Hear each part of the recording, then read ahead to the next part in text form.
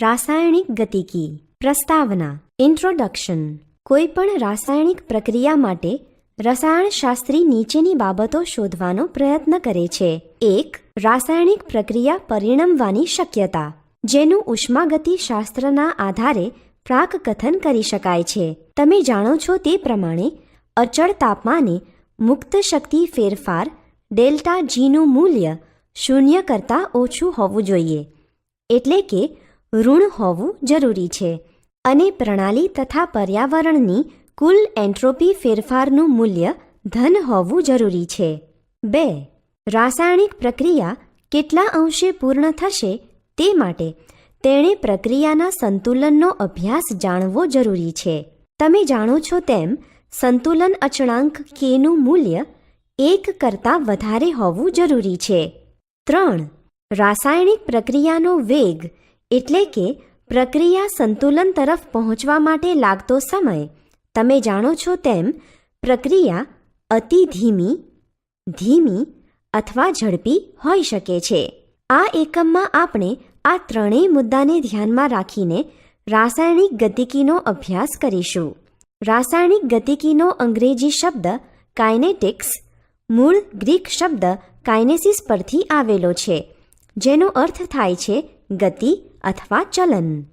ઔદ્યોગિક ક્ષેત્રે તેમજ રોજિંદા જીવનમાં પણ રાસાયણિક પ્રક્રિયા પરિણમે તેને માટે પ્રયત્નો થતા હોય છે.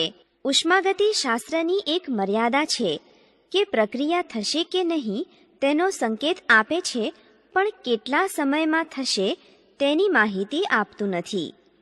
ઘણી બધી રાસાયણિક પ્રક્રિયાઓ ઊંચા સંતુલન અચળાંક ધરાવે છે, તેથી નીપજ વધુ મળવી જોઈએ, પણ કેટલા સમયમાં પૂર્ણ થશે તે નક્કી નથી હોતું. જેમ કે હવામાંના નાઇટ્રોજન અને ઓક્સિજન વર્ષોથી સાથે હોવા છતાં રાસાયણિક પ્રક્રિયા થતી નથી, પરંતુ અમુક સંજોગોમાં, જેમ કે આકાશમાં વીજળી થાય ત્યારે સંયોજાઈને નાઇટ્રિક ઓક્સાઇડ બનાવે છે.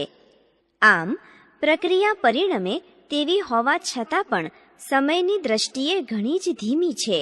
દૂધને રેફ્રિજરેટરમાં નીચા તાપમાને રાખીએ તો તેમાં થતી જૈવિક પ્રક્રિયા ધીમી પડવાથી તે બગડતું નથી, અથવા પ્રક્રિયાનું તાપમાન ઘટાડીને પ્રક્રિયાનો વેગ ઘટાડવામાં આવે છે.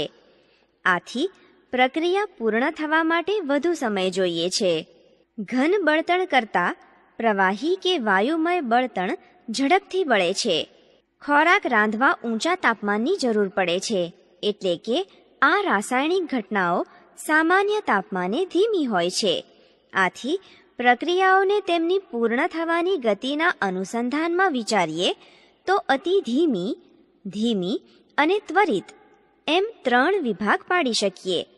નાઇટ્રોજનના જોડાણથી મળતો એમોનિયા વાયુ એક ધીમી પ્રક્રિયા છે, જ્યારે સોડિયમ હાઇડ્રોક્લોરિક એસિડ વચ્ચેની પ્રક્રિયા ખૂબ જ ત્વરિત છે. રાસાયણિક ગતિકીનો અભ્યાસ અતિ ધીમી તથા ત્વરિત પ્રક્રિયાઓ માટે કરવો મુશ્કેલ પડે છે, પણ અશક્ય તો નથી જ. રાસાયણિક સંતુલનમાં પ્રક્રિયા પુરોગામી દિશામાં અને પ્રતિગામી દિશામાં થતી હોય છે. તેનો વેગ સંજ્ઞા રૂપે Vf પુરોગામી પ્રક્રિયાનો વેગ અને Vr પ્રતિગામી પ્રક્રિયાનો વેગ વડે દર્શાવાય છે. જ્યારે Vf Vr થાય ત્યારે સંતુલન સ્થપાય છે. જો Vfનું મૂલ્ય Vrના મૂલ્ય કરતાં વધી જાય તો વેગ Vf વધવાથી નીપજ ઝડપથી મળે, પરંતુ Vfનું મૂલ્ય Vrના મૂલ્ય કરતાં ઘણું ઓછું હોય તો નીપજ બહુ ધીમેથી મળે. રાસાયણિક ગતિકી પ્રક્રિયાનો વેગ સમજાવશે, પરંતુ નીપજના પ્રમાણ વિશે કંઈ કહી શકશે નહીં.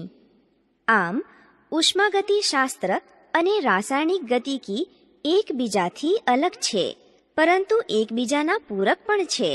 ઔદ્યોગિક ક્ષેત્રે આનો સમન્વય ઉપયોગી હોય છે. રાસાયણિક ગતિકીમાં પ્રક્રિયાનો વેગ અને તેને અસર કરતા પરિબળોનો અભ્યાસ કરવામાં આવે છે. રાસાયણિક ગતિકીનું જ્ઞાન પ્રક્રિયાના પરિબળો નક્કી કરવામાં તથા પ્રક્રિયાની ક્રિયાવિધિ સમજવામાં ખૂબ જ ઉપયોગી છે. જો રાસાયણિક પ્રક્રિયા એક કરતાં વધુ તબક્કામાં થતી હોય તો સૌથી ધીમી પ્રક્રિયાવાળો તબક્કો સંકલિત પ્રક્રિયાનો વેગ નક્કી કરે છે.